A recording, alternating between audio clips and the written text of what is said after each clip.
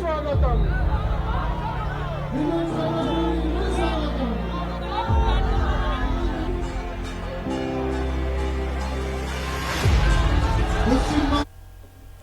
নমস্কার দর্শক, আজ নতুন একটি ভিডিও নিয়ে ফিরে এলাম।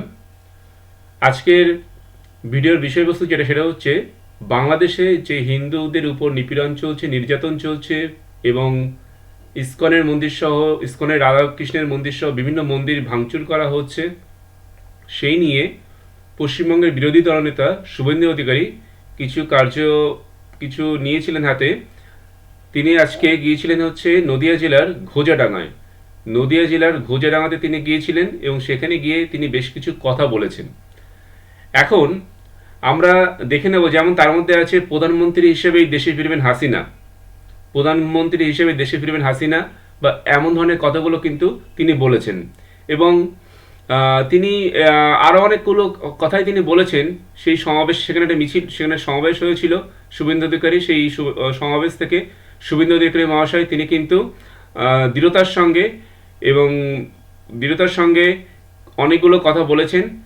আমরা প্রথমে শুভেন্দু অধিকারী, পশ্চিমবঙ্গের বিরোধী দলনেতা শুভেন্দু অধিকারী কি কথাগুলো বলেছেন সেগুলো আগে আমরা শুনে নেব শুভেন্দু অধিকারী কি বলেছেন ঠিক।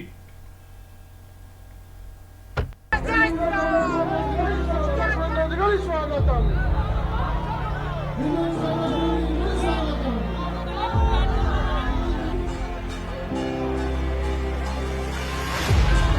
পশ্চিমবঙ্গের হিন্দু নয় সম্রাট, পশ্চিমবঙ্গের বিরোধী দল নেতা মাননীয় শুভেন্দু সিং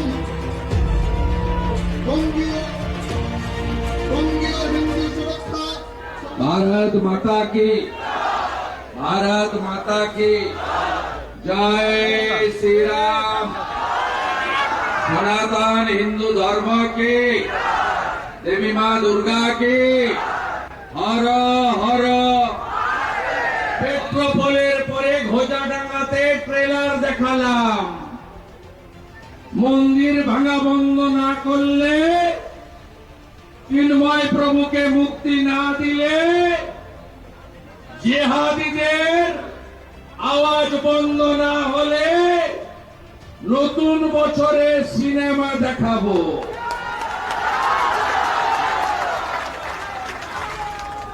আমাদের দেশে এমন একজন প্রধানমন্ত্রী আছেন যিনি ডক্টর শ্যামা প্রসাদ মুখার্জি এক দেশ এক নিশান এক প্রধান এক বিধান ৩৭০-৩৫-এর একে উপড়ে ফেলে দিয়ে কাশ্মীরে ভারতের ঝান্ডা উড়িয়েছে।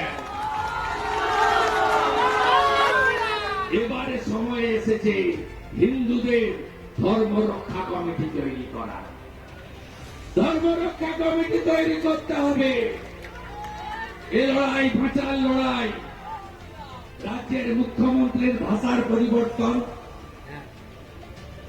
এটা হচ্ছে কেন জানেন? আপনারা ঐক্যবদ্ধ হচ্ছেন বলে। তাহলে দর্শক দেখলেন এবং শুনলেন যে মাননীয় শুভেন্দু অধিকারী মহাশয় তিনি ঠিক কী বলেছেন। আসলে যেটা হয়েছে, আজকে তিনি গিয়েছিলেন ঘোজাডাঙ্গাতে, নদিয়া জেলায়। শুভেন্দু অধিকারী বলেছেন সেখানে যে 17,000 সেনা, বাংলাদেশ স্বাধীনতা আন্দোলনের সময় 17,000 ভারতীয় সেনা সেখানে আত্মবলিদান দিয়েছে। ভারত মুজিবুর রহমানকে নিরাপত্তা দিয়েছে, আমাদের দেশ দলাই লামাকে নিরাপত্তা দিয়েছে।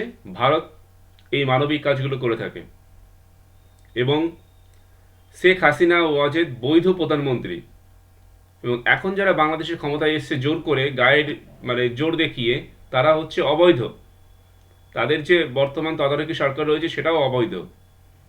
তো শেখ হাসিনা ওয়াজেদ প্রধানমন্ত্রী হিসেবে ঢাকার শাহজালাল বিমানবন্দরে নামবেন, স্যালুট করে তাকে নিয়ে যেতে হবে। এটা কিন্তু শুভেন্দু অধিকারী দাবি করেছেন যে হাসিনাই আবার প্রধানমন্ত্রী হবে বাংলাদেশের, এবং হাসিনা দেশে ফিরে যাবে, বাংলাদেশে ফিরে যাবে, সসম্মানে ফিরে যাবে এবং হাসিনাকে আবার প্রধানমন্ত্রী করতে হবে। এখন যারা বেআইনিভাবে জোর করে, গায়ের জোরে ক্ষমতা দখল করে আছে বাংলাদেশে, তারা কিন্তু বেশি দিন এই কাজ চালিয়ে যেতে পারবে না। বেশি দিন এই রকম উচ্ছৃঙ্খলতা, সংখ্যালঘু হিন্দুদের উপর অত্যাচার, এই সমস্ত মন্দির ধ্বংস করা, এই সমস্ত কাজকর্ম তারা চালিয়ে যেতে পারবে না।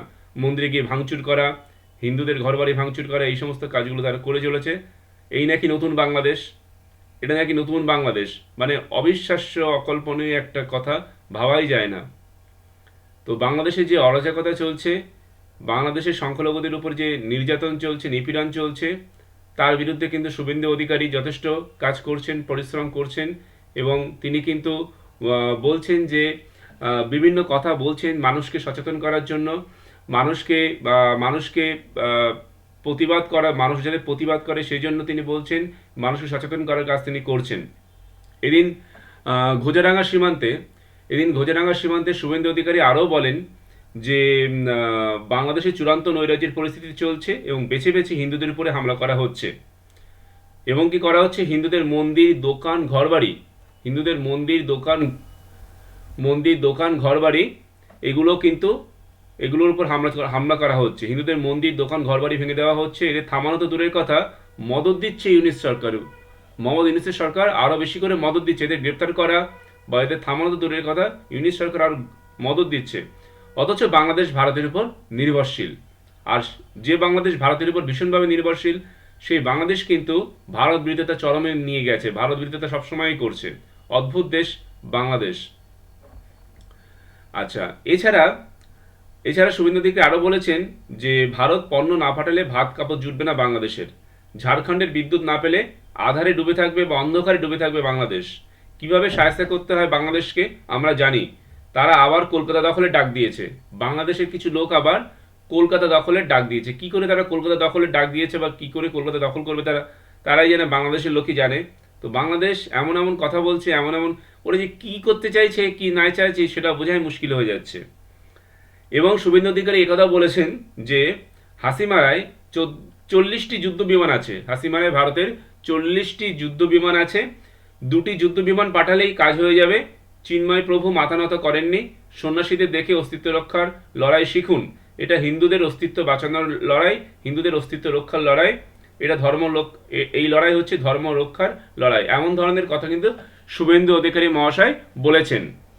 তো শুভেন্দু অধিকারী মহাশয় এই সমস্ত কথাগুলো বলেছেন, এবং তিনি মানুষকে সচেতন করার কাজ করছেন, এবং বাংলাদেশে সংখ্যালঘু হিন্দুদের উপরে যে নিপীড়ন চলছে, অত্যাচার চলছে, তার বিরুদ্ধে আন্দোলন করার চেষ্টা করছেন বা আন্দোলন করছেন। এই সমস্তগুলো কাজ কিন্তু তিনি করে চলেছেন। এখন বাংলাদেশ যে ভারত বিরোধিতা করছে, সেটা বাংলাদেশের অস্থিমজ্জায় হয়তো গেঁথেছিল, না হলে এই বিপুল পরিমাণ ভারত বিরোধিতা অকারণে, শুধুমাত্র আমরা বুঝতে পারছি ধর্মের কারণে হবে হয়তো। বাংলাদেশ যে ভারত বিরোধিতা করছে, ভারতের উপর এত নির্ভরশীল হওয়া সত্ত্বেও, সেটি আমাদের কাছে এবং শুভবুদ্ধি সম্পন্ন মানুষের কাছে ভীষণ রকমের অবিশ্বাস্য, অকল্পনীয় ব্যাপার। কিন্তু বাস্তবে এটা ঘটে চলেছে।